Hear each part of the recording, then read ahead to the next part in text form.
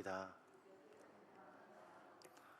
우리는 종교 개혁의 결과로 출발한 개혁교회의 전통을 따라서 위대한 신앙의 유산들인 네 권의 책들을 차례대로 살펴보는 가운데 하이델베르크 교리 문답서를 살펴보고 있습니다. 기독교 신앙을 가진 사람들이 모일 때마다 늘 고백하는 두 가지 고백이 있습니다. 하나는 주님이 가르쳐 주신 기도, 주기도이고 또 하나는 사도신경입니다.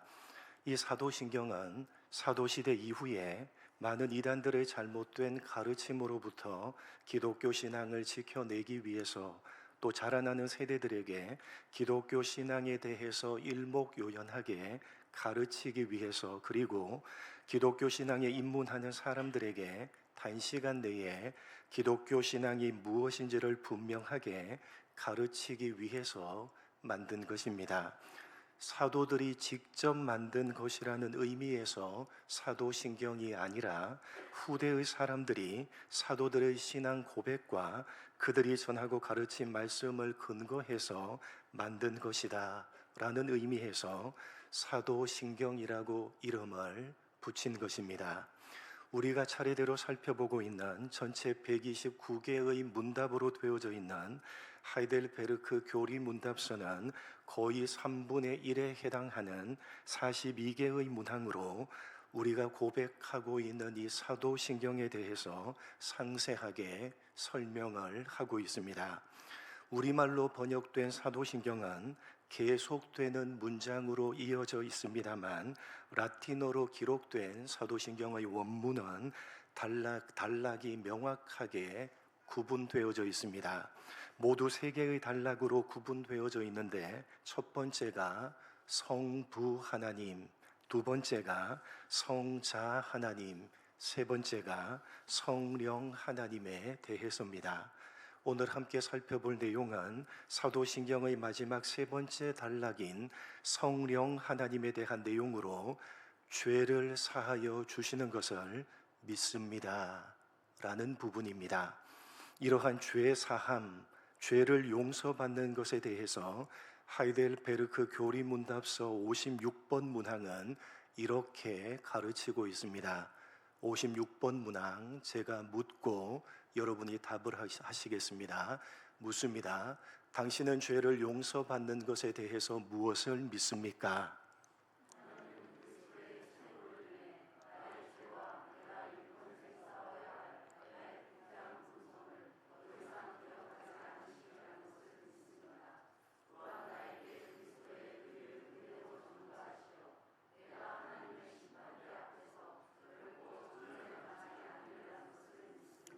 먼저 사도신경의 죄 사함이 왜 성령 하나님에 관한 고백으로 분류되어져 있느냐 하면, 죄 사함은 결국 성령 하나님의 사역에 의해서 우리 개인에게 이루어지는 것이기 때문입니다. 물론 이 죄 사함이란 성부 하나님의 계획에 따라서 성자 하나님이신 예수님이 사람의 모습으로 이 땅에 오셔서 십자가에 달려 죽으심으로 이루신 일입니다.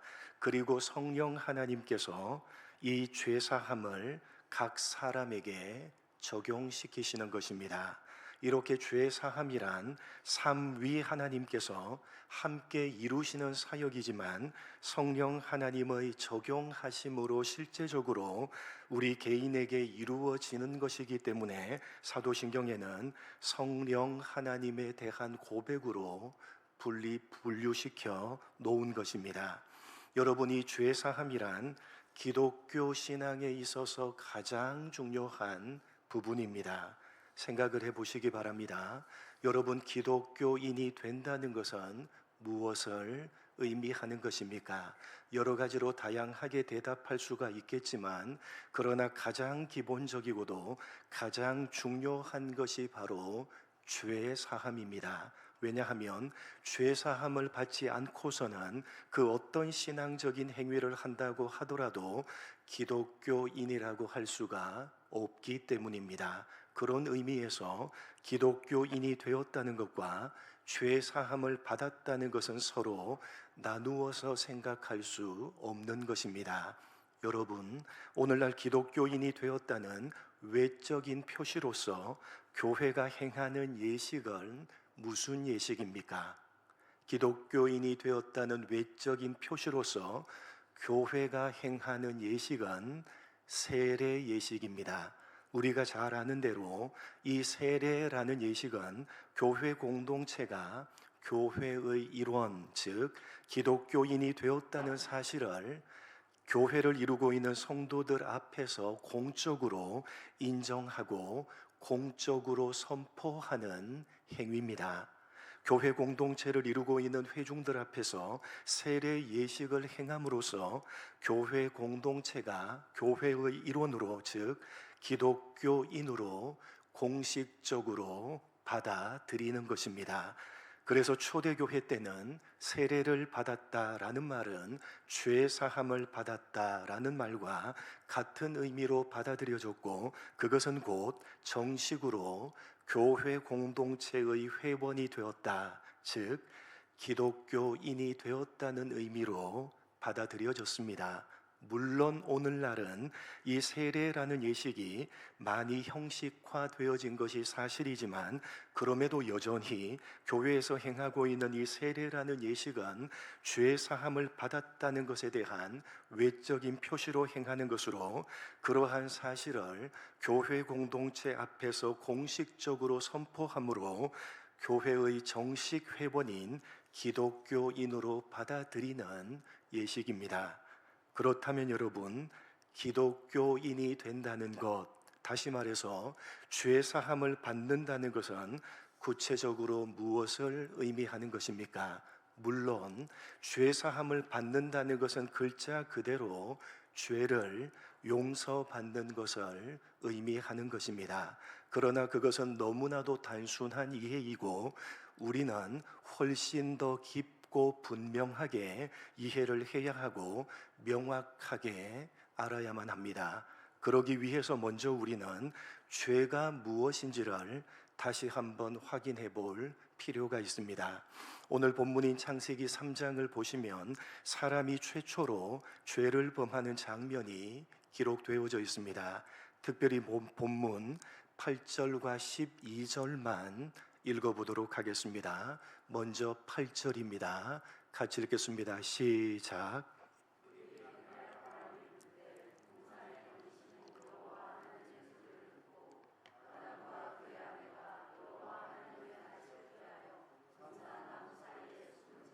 여호와 하나님의 낯을 피하여 동산나무 사이에 숨은지라. 12절 읽겠습니다. 시작.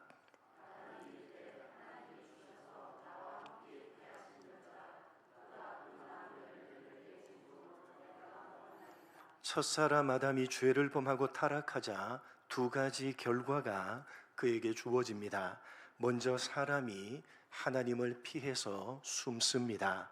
하나님과의 관계가 파괴되어지고 단절되어졌다는 의미입니다. 그리고 아담이 하와에게 그 죄에 대한 책임을 돌립니다. 사람과 사람 사이의 관계가 파괴되어졌다는 의미입니다. 여러분, 이렇게 죄는 두 가지 관계를 파괴시켜 버린 것입니다. 그리고 첫사람이 죄를 범한 이러한 상태는 유전이 되어서 이후로 태어나는 모든 사람들은 이 두 가지 관계가 파괴되어진 상태로 태어나게 되는 것입니다. 그렇게 죄가 가장 중요한 두 관계를 파괴시키고 단절시켜 버렸기 때문에 죄 사함을 받는다는 것은 죄로 말미암아 파괴되어지고 단절되어져 버린 이 두 가지 관계가 다시 회복되어지는 것이라고 할 수가 있습니다. 그런데 여러분, 이렇게 파괴되어진 두 가지 관계 가운데 근본적인 관계는 어떤 관계입니까? 하나님과의 관계입니다.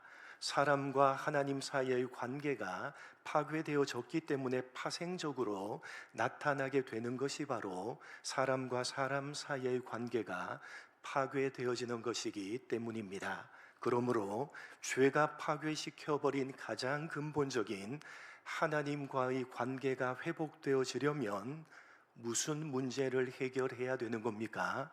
죄 문제를 해결해야 되는데, 문제는 그 죄 문제를 해결하고 하나님과의 관계를 회복할 수 있는 방법이 사람에게는 있습니까? 없습니까? 전혀 없다는 사실입니다. 그러면 해결할 방법이 누구에게 있겠습니까? 누구에게 있겠습니까? 생각해 보십시오. 누구와 누구와의 관계입니까? 하나님과 사람과의 관계에서 사람이 그 관계를 회복할 방법이 전혀 없다면 누구에게 있겠습니까? 오직 하나님께만 해결할 방법이 있는 것입니다. 그래서 사람이 가지고 있는 죄 문제를 해결할 수 있는 유일한 방법은 하나님께서 사람이 범한 그 죄를 용서해 주시고 사하시는 방법, 죄 사함 밖에는 없는 것입니다. 그런 의미에서 오늘 살펴보고 있는 56번 문항은 오직 하나님께만 죄 문제를 해결할 수 있는 방법이 있고, 그 방법은 하나님께서 나의 죄와 내가 일평생 싸워야 할 나의 부패한 본성을 더 이상 기억하지 않으시며, 또한 예수님의 의를 은혜로 나에게 전가시켜 주심으로 장차 내가 하나님의 심판대 앞에서 결코 정죄를 당하지 않게 하는 방법이 바로 죄 사함이라고 설명을 하고 있는 것입니다.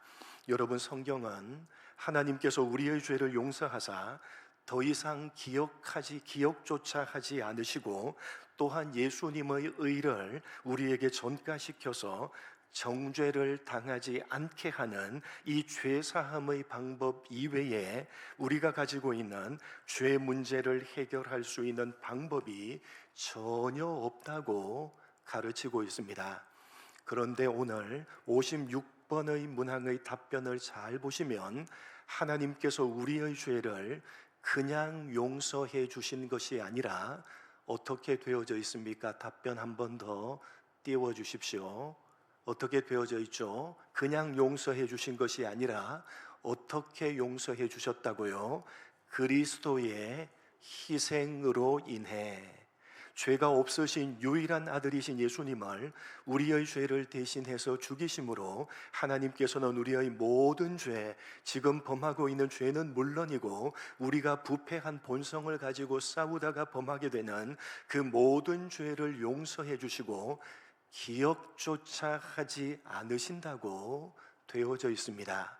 그렇게 우리의 모든 죄를 대신해서 그리스도를 죽이시고 그 희생을 근거로 해서 우리의 모든 죄를 용서하사 기억조차 하지 않으시며, 또한 예수님의 의를 우리에게 전가시켜서 심판을 면제받게 하시는 그 하나님의 유일한 방법인 죄 사함을 믿을 때에만 우리는 우리의 모든 죄 문제를 해결하고 파괴되어지고 단절되어졌던 하나님과의 관계를 다시 회복할 수가 있게 되는 것입니다.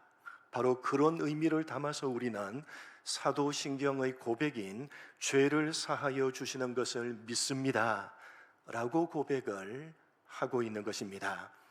그러니까 여러분, 기독교 신앙을 가지고 있는 우리가 믿음으로 고백하고 있는 죄 사함이란 하나님께서 우리의 죄를 용서해 주시는 것인데, 그냥 용서해 주시는 것이 아니라 죄를 지은 우리를 대신해서 아들이신 예수님을 죽이심으로 죄값을 치루시고 용서해 주시는 것이고, 또한 예수님의 의를 우리에게 전가시켜서 그 어떤 정죄도 당하지 않도록 해 주시는 것입니다. 여러분, 예수를 믿는 기독교 신앙을 가지고 있는 우리는 우리가 범한 모든 죄에 대한 책임을 면제받습니다. 죄를 범하면 그 죄에 대해서 반드시 책임을 져야 하는데, 그 책임을 우리를 대신해서 예수님께서 친히 담당하셨기 때문에 더 이상 우리는 죄에 대한 책임을 지지 않는 것입니다. 뿐만 아니라 예수님의 의를 우리의 의가 되게 하셨기 때문에 우리는 그 어떤 정죄도 면제받게 되는 것입니다.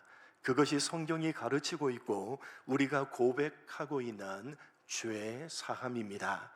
그러나 여러분, 여기서 끝내지 말고 우리는 조금 더 나아가서 정리를 해야 됩니다. 왜냐하면 사람이 죄를 범하게 되면 반드시 그 책임을 져야 하지만 동시에 자신이 범한 그 죄에 스스로가 오염되어지기 때문입니다. 무슨 말이냐?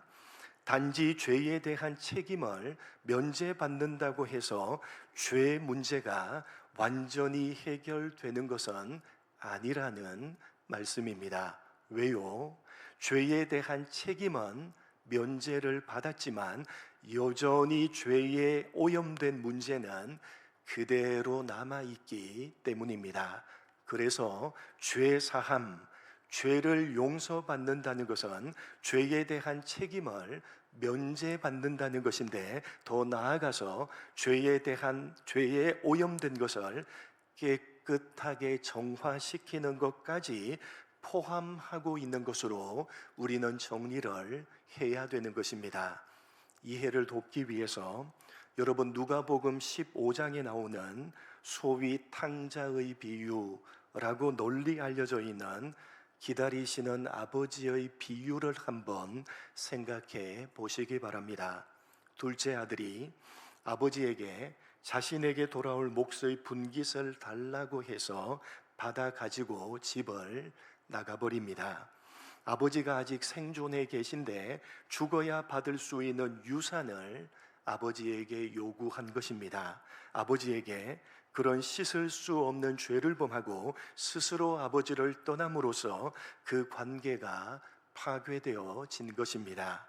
그가 다시 돌아와서 했던 고백인 내가 하늘과 아버지께 죄를 지었사오니 지금부터는 아버지의 아들이라 일컬음을 감당치 못하겠나이다. 나를 품꾼의 하나로 보소서라는 고백에서 우리는 그가 아버지께 얼마나 큰 죄를 지었는지를 확인할 수가 있게 됩니다. 그런데 아버지는 그 죄에 대해서 어떤 형벌도 내리지 않습니다. 죄에 대한 그 어떤 책임도 전혀 묻지 않고 그냥 용서해 주십니다. 바로 그 다음 부분이 우리가 좀 더 생각해 봐야 되는 지점인 것입니다. 여러분, 그렇다면 그렇게 지은 죄에 대해서 아버지가 그 책임을 전혀 묻지 않는 것으로 죄 문제가 모두 다 용서함을 받고 끝난 것이냐 하는 것을 우리는 생각해 봐야 되는 것입니다. 결코 끝난 것이라고 할 수 없습니다. 사실은 시작에 불과한 것입니다. 무슨 말이냐? 여러분, 둘째 아들은 자신이 아버지께 지은 그 죄에 대한 형벌은 받지 않을 것입니다. 아버지께서 그 형벌을 면제해 주셨기 때문입니다. 그러나 그것으로 죄 문제가 모두 다 끝나는 것이 아니라 아버지를 떠났다가 돌아와서 다시 아들의 지위를 회복했기 때문에 이제 아버지 곁에서 아들로서 정당하게 살아내야 하는 문제가 그대로 남아있게 되는 것입니다.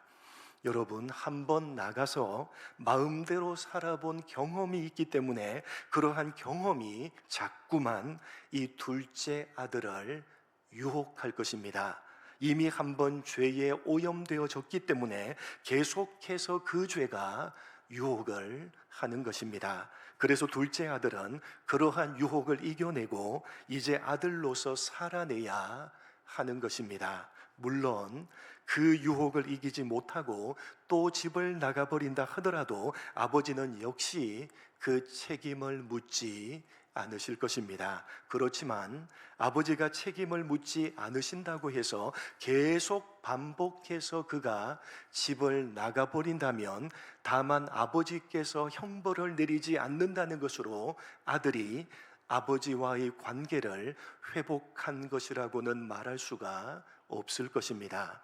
아버지와 아들의 관계를 깨뜨리고 유산을 받아가지고 아버지를 떠나서 살다가 용서해 달라고 돌아온 것입니다. 그래서 용서를 받았다면 다시 나가고 싶다는 유혹을 이겨내고 아버지의 아들로 살아내야지만 진정한 의미에서 용서를 받은 것이라고 할 수가 있을 것입니다. 단순히 형벌을 면제받는 것으로만 그쳐서는 안 되고 아버지의 아들로서 살아내는 것을 통해서 아버지와의 관계를 회복해야지만 진정한 의미에서 용서를 받고 죄의 문제가 해결된 것이라고 할 수가 있다는 것입니다. 여러분, 죄 사함을 받는다는 것은 것이 더 나아가서 어떤 의미까지 포함을 하는 것인지 이해가 되십니까? 다만 지은 죄에 대해서 마땅히 받아야 하는 형벌을 면제받았다라는 정도가 아니라 더 나아가서 그렇게 형벌을 값없이 면제받았기 때문에 이제 아버지의 아들로서 합당한 모습을 갖추어 나가야 되는 것이고, 드디어는 아들로서 합당한 모습을 가져야 마땅한 것입니다. 거기까지가 죄 문제의 해결, 죄 사함인 것입니다. 그래서 여러분, 신학적으로 죄는 죄책과 오염 두 가지로 규정을 하는 것이고, 그 죄 문제를 해결하는 죄 사함이란 죄를 지었기 때문에 가지게 되는 죄에 대한 책임, 죄책의 문제를 해결하고, 더 나아가서 죄를 지은 사람은 그 죄에 오염되어졌기 때문에 그 오염의 문제까지 해결해야만 되는 것입니다. 그래서 신학적으로 죄는 죄책과 오염 두 가지로 규정을 하고 있는 것입니다. 이 두 가지 문제를 다 해결해야지만 죄 문제를 해결했다고 말할 수가 있는 것입니다. 여러분, 하나님께서는 아들이신 그리스도를 죽이심으로 우리가 지은 죄에 대한 모든 책임을 그가 대신 지게 하셔서 우리의 죄를 사하시고 용서하신 것이고, 또한 예수님이 가지신 의를 값없이 우리에게 전가시켜서 우리를 의롭다고 칭해 주심으로 죄의 책에 대한 문제를 해결해 주셨습니다. 그러나 그럼에도 여전히 오염의 문제는 우리들에게 남아 있는데, 그것 또한 누가 해결해 주시겠습니까? 하나님께서 해결해 주시는 것입니다. 여러분, 하나님께서는 다만 우리의 죄를 대신해서 예수님을 죽이시고 그 예수님의 완벽한 의를 전가시켜서 우리의 의가 되게 하심으로 우리가 마땅히 받아야 하는 형벌을 면제해 주시고 그 어떤 정죄도 받지 않도록 하신 것으로 죄 문제를 끝내지 않으시고, 예수님을 대신해서 또 다른 보혜사인 성령님을 보내시는 것입니다.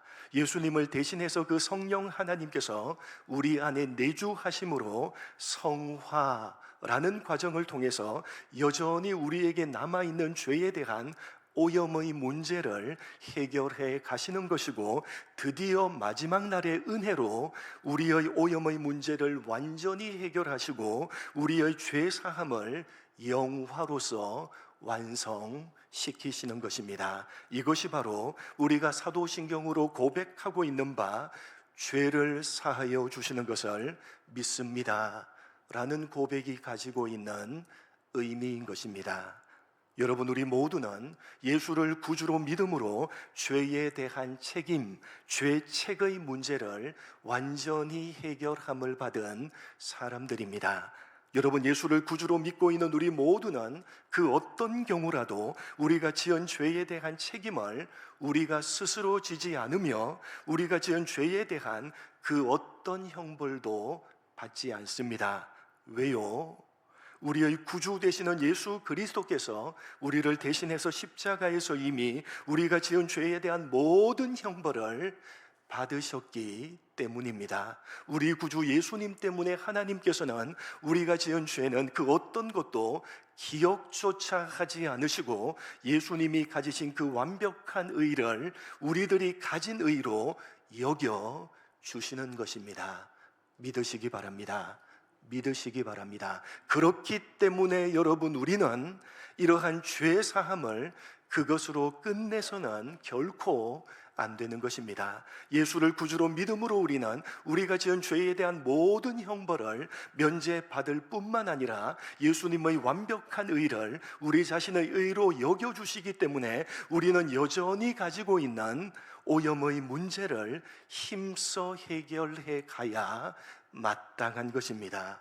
우리 안에 내주하시는 성령 하나님께서 이제 우리와 함께 여전히 남아있는 우리의 오염의 문제를 해결해 가기를 원하시고, 지금도 말할 수 없는 탄식으로 우리를 위해서 기도하시면서 우리와 더불어 우리가 가지고 있는 이 죄의 오염의 문제를 해결해 가기를 원하고 계시는 것입니다. 그리고 결국에는 성령 하나님께서 우리의 그 오염의 문제까지 완전하게 해결하시고 영화롭게 우리를 완성하실 것입니다. 그래서 그 완성의 날을 바라보면서 우리는 내주하시는 성령 하나님과 함께 여전히 남아있는 우리의 오염의 문제를 해결하기 위해서 날마다 죄와 싸우면서 성화의 길을 걸어가야 되는 것입니다. 그러한 다짐까지 담아서 우리는 죄를 사하여 주시는 것을 믿습니다 라고 사도신경으로 고백을 하고 있는 것입니다. 여러분, 이 고백에 부끄럽지 않으시는 여러분 모두가 되시기를 주님의 이름으로 간절히 축복합니다. 하나님 아버지, 우리의 죄를, 나의 죄를 사해 주시는 것을 믿습니다. 사도신경으로 고백하고 있는 이 고백이 어떤 의미를 담고 있는지를 분명하고 명확하게 깨달아 아는 우리가 되게 하여 주옵소서. 그래서 죄를 사하여 주시는 것을 믿습니다 라고 사도신경으로 고백하는 사람으로 그 고백에 부끄럽지 않는 우리 모두가 될 수 있도록 은혜 베풀어 주옵소서. 감사하오며 예수님의 이름으로 기도드립니다. 아멘.